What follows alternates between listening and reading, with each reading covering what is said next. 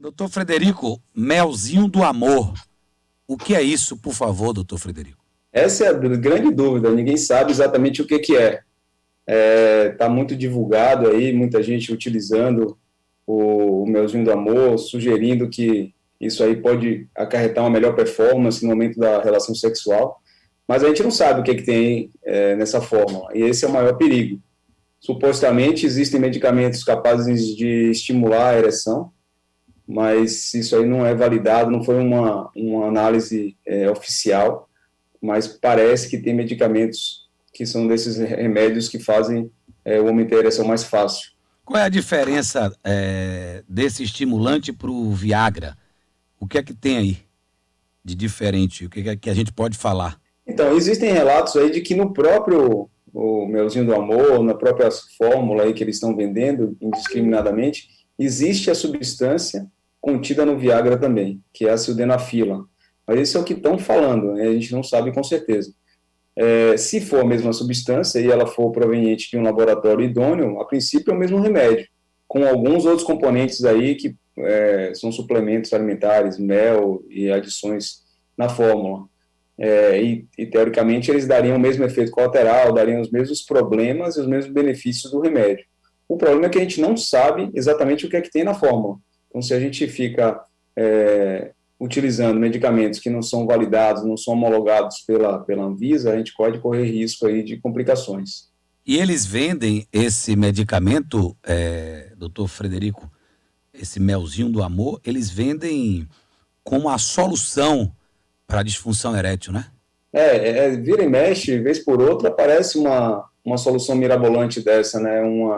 Um suposto medicamento ou complemento que possa ser milagroso. Eu realmente não conhecia esse medicamento, até que fui provocado aí pelas perguntas dos pacientes e das redes sociais e da mídia, e fui analisar. Se você colocar na internet, ele vende no Mercado Livre, na Americanas.com, e até em farmácias locais tem lá sugerindo que esse medicamento é vendido. E eles sugerem que o homem que usa fica infalível, tem ereção plena, energia para várias horas ali de atividade sexual, mas a gente não sabe o que é que contém nessa fórmula de verdade. Às vezes tem uma armadilha ali, às vezes é uma associação de medicamentos que podem interagir com outros que o paciente já usa, e ele supostamente está utilizando uma coisa achando que é natural, mas ele pode ter efeitos colaterais dessa interação medicamentosa. Pois muitas perguntas aqui também, e eles vendem esse melzinho do amor como um produto 100% natural, né? 100% natural. Aí o cara vai lá e diz, 100% natural não faz mal. Aí tá o golpe, né? Por aí, doutor Frederico. Toda vez que falam 100% natural, existe uma probabilidade, uma maior propensão das pessoas baixarem a guarda e acharem que aquilo aí não vai fazer mal. É igual comer uma banana, comer uma maçã, tomar um suco de uma fruta, mas, na verdade, existem algumas substâncias que, mesmo naturais, em determinadas pessoas, podem fazer mal. Vou aqui dar um exemplo. Por exemplo, o paciente que tem insuficiência renal crônica, ele não pode, em hipótese nenhuma, comer carambola. É um veneno para ele. Então, é natural, é uma fruta que é saudável, é uma fruta que é recomendada para muita gente, mas para ele não funciona. Então, nem tudo que é natural é inerte, nem tudo que é natural não vai fazer mal. A gente tem que tomar muito cuidado com isso aí. Entendi. Esse é o grande X da questão, né? Porque as pessoas tomam o que vem na cabeça. E em feiras, hein, doutor? Eu estou conversando com o doutor Francisco Mascarenhas, urologista. Você vai naquela doutor Frederico Mascarenhas, urologista. Doutor Frederico, em feiras, porque você chega naquela feira de São Joaquim ali, tem os absurdos. As pessoas gritam, olha, aqui é o chá de levanta não sei o quê. O outro grita, olha, esse chá aqui é milagroso. E as pessoas vendem. Isso é permitido? Como é a venda de uma erva, e uma erva que não é ilícita, a princípio pode ser vendido. O problema é que eles oferecem como milagre ou como tratamento para algumas coisas que não tem comprovação científica. E isso aí tem duas armadilhas. Primeiro, que você está usando remédios que eles podem fazer mal na sua na sua conjuntura, de acordo com as patologias, doenças que você tem, remédios que você já usa. E depois que elas podem adiar o tratamento de doenças que têm tratamento, que têm cura, porque a pessoa fica confiando naquele remédio natural supostamente funcionante e não tem um benefício. Então, às vezes, quando vai tratar, já passou do prazo que daria para ter uma resposta. Eu enxergo com muita cautela, não sou contra de jeito nenhum as coisas naturais, muito pelo contrário, acho que elas são, os nossos avós eram super sábios nisso, né, informavam um chazinho ali para dor de barriga, um chazinho ali para dor no estômago, e realmente funcionava, muitas vezes pelo carinho, às vezes pelo próprio funcionamento do chá mesmo, mas a gente precisa saber exatamente qual é a função, e infelizmente eles não são profundamente estudados, né, e a dosagem também é diferente. É muito diferente você pegar um molho de folha e diluir em um copo d'água e pegar um molho de folha e diluir em 1 litro de água, por exemplo. Qual é a dose certa para ser utilizado para aquele benefício? A gente vai mais ou menos pela cor da solução que aparece ali, cor de chá, e toma. Então, tem que tomar muito cuidado com essa ideia de que natural não faz mal. Natural pode fazer mal, na maioria das vezes faz bem, mas ela pode fazer mal sim. Engraçado, né, doutor? O senhor falou uma palavra aí, é verdade e mais do que verdadeira. Muita gente fala isso. Natural você pode usar que não faz mal. Faz mal nenhum, é natural. E o senhor está colocando aqui para a gente, doutor Frederico, que natural faz mal sim. Não tem como não fazer mal. Eu queria que o senhor me dissesse, uma vez eu li, e me parece que isso está numa empresa, eu li em algum lugar, sobre a cor da urina.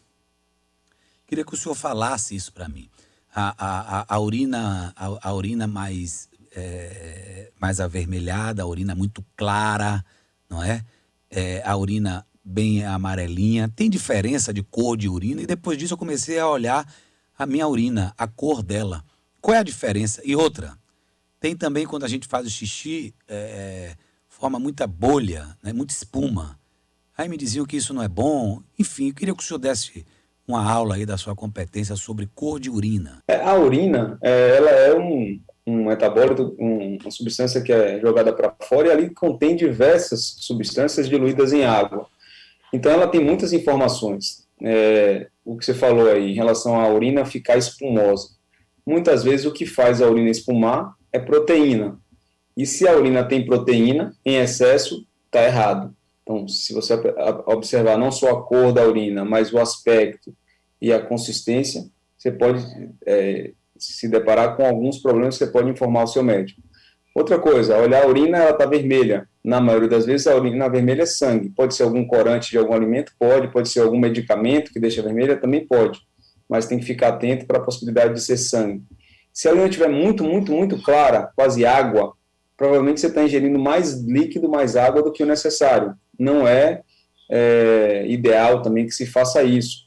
Por exemplo, aí aquilo que a gente está conversando, natural não faz mal. Água em excesso pode fazer mal. Água em excesso pode fazer a pessoa colocar sódio para fora. E se coloca muito sódio para fora, o sódio cai no organismo, pode ter edema cerebral, pode ter complicações. Então, até água em excesso faz mal. Então, a cor ideal da urina é a cor amarelo muito clarinho, que a gente sabe que as substâncias ali estão bem diluídas, mas que não tem um excesso de água a ponto da urina ficar completamente clara. E também tem que observar a possibilidade de sangue, a possibilidade de ter detritos e sedimentos, que pode inferir a possibilidade de uma pessoa que forma pedras no rim, forma cálculos. Então, na urina a gente consegue bastante informação. Essa é uma pergunta interessante. Camille quer fazer, não é, Camille? Também está na jogada. Quer fazer? Depois? Pode fazer, Zé, depois eu faço. Tem uma pergunta interessante aqui do Alex, aqui no YouTube. Ele diz que a urina é o termômetro do corpo. Espuma na urina é proteína. Depois de um churrasco, pode ver. Verdade isso, doutor? Doutor Frederico? Na verdade, mesmo que haja uma sobrecarga de proteína muito grande, uma pessoa que tem um rim completamente normal, ele não deixa as proteínas serem filtradas em grande quantidade. A gente sabe que passa a ser algum problema quando a pessoa perde a partir de 250 miligramas de proteína na urina. Então, às vezes ele perde 10 miligramas, 20 miligramas, isso não vai trazer nenhum problema, nenhuma consequência. Se ele tiver um rim normal, não é para ele perder proteína de jeito nenhum na urina. Então, se a urina estiver espumosa, é importante informar o médico, o urologista, nefrologista ou o clínico que ele vai investigar e fazer um exame específico para isso. A gente coleta a urina durante 24 horas, o paciente é orientado a armazenar aquela urina num frasco e leva no laboratório, e o laboratório consegue dosar quanto de proteína foi perdida naquelas 24 horas ali, e graduar qual que é o risco de ter a que a gente chama de proteinúria, que é a perda de proteína na urina. Queria fazer uma pergunta aqui para o Dr. Frederico Mascarenhas, voltando um pouquinho para o assunto do melzinho do amor, né? Esse estimulante sexual que tem tomado aí as ruas de Salvador. Na matéria que saiu aqui na Metrópole, doutor, é um produto muito utilizado entre os jovens. Eu queria saber qual é a consequência, né, da utilização desse tipo de produto por esse público que normalmente está em pleno funcionamento sexual, né, em plena atividade. Queria saber se isso pode gerar algum tipo de problema de ereção posteriormente, ou então até tornar o usuário dependente. A gente vamos partir do pressuposto que nesse melzinho do amor ali tem uma substância contida no Viagra, como já foi dito aí, que é a sildenafila. Ela realmente funciona. Só que o jovem que tem a parte orgânica completamente normal, ele não precisa desse remédio. Ele tem uma ereção plena, ele tem capacidade de ter ereção, manter ereção e até ter outras ereções na sequência com intervalo curto. Então, o jovem não precisa desse remédio de jeito nenhum. Os remédios que são designados para ereção, eles não causam dependência física. Ou seja, não é igual a uma droga ilícita que a pessoa fica, o corpo fica dependente daquele remédio. Mas ele causa dependência psíquica. As pessoas começam a passar a perceber e achar que só conseguem ter ereção se usar algum estimulante, se usar algum remédio que vai facilitar a ereção. E aí que é o problema.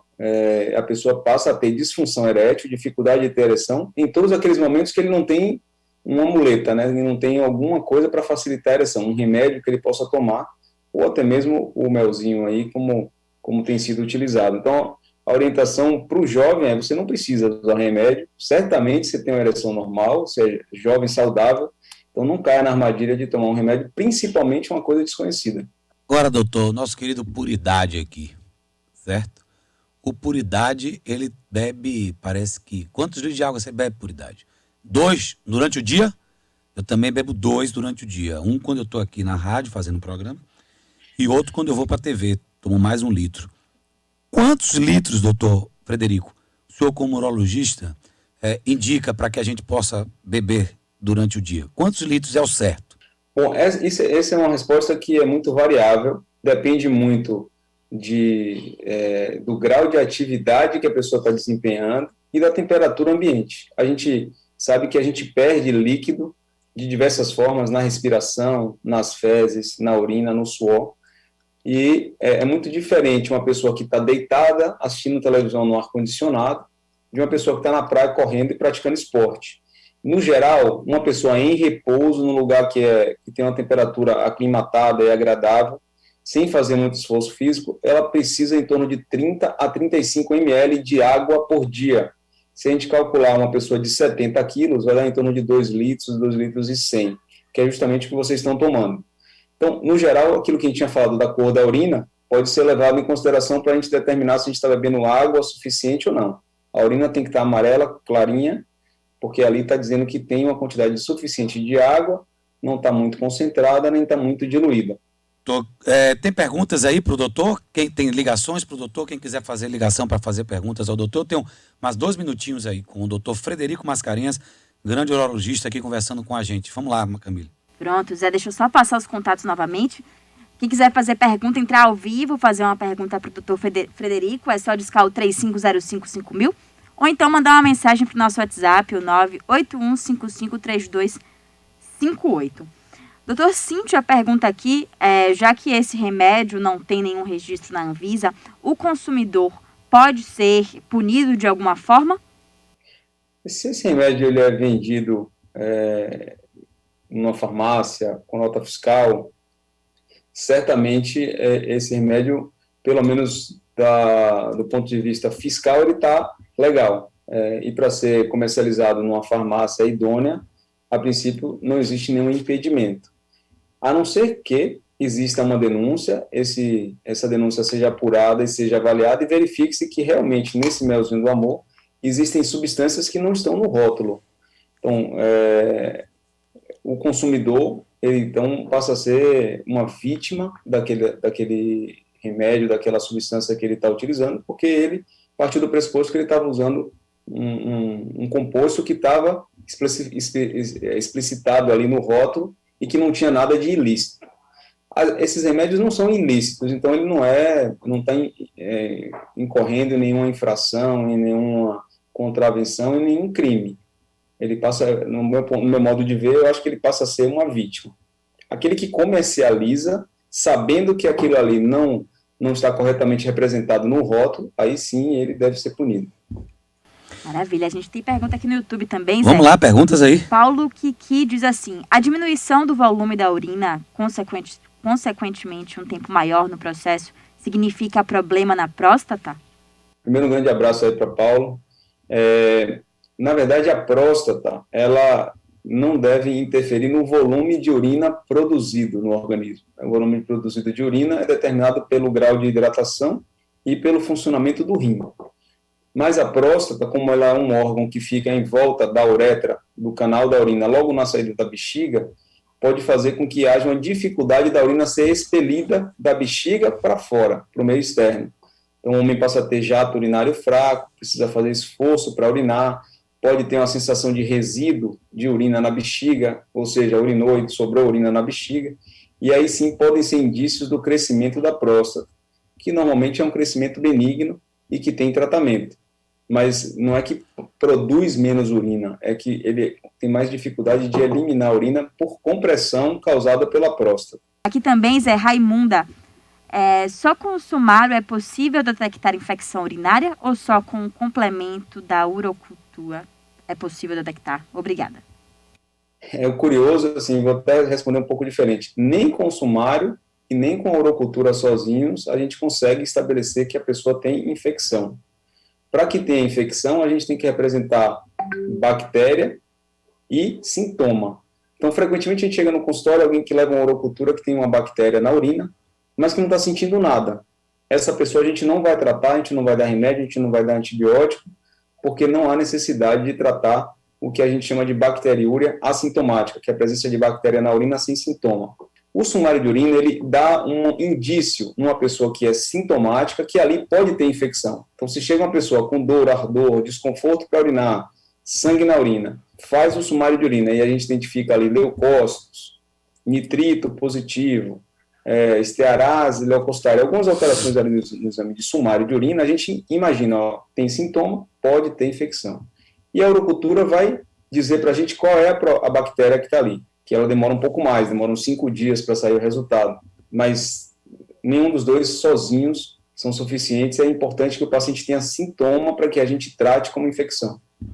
Tá bom, doutor Frederico Mascarenhas, muito obrigado, foi ótima a nossa entrevista aqui, o YouTube tá bombando de gente aqui querendo saber, o Alex fala aqui, bom dia Zé, tenho muita micção pela manhã, apesar de ingerir muito líquido no café, não acho normal. O volume urinado e o número de vezes que o homem urina ou qualquer pessoa urina está relacionado com a produção de urina. A bexiga é como se fosse um reservatório, um tanquezinho ali que cabe de 350 ml a meio litro. Se a pessoa bebe muito líquido ou usa algum diurético de manhã, por exemplo, para tratar a pressão, ele vai produzir mais urina. E como a bexiga tem uma capacidade limitada, ele vai ter que urinar várias vezes para poder esvaziar aquela urina que está chegando na bexiga. Então, a frequência de vezes que a pessoa vai no banheiro urinar depende muito do grau de hidratação, de quanto de urina está sendo produzido ali. Ok, doutor Frederico, um abraço, amigo. Boa sorte aí.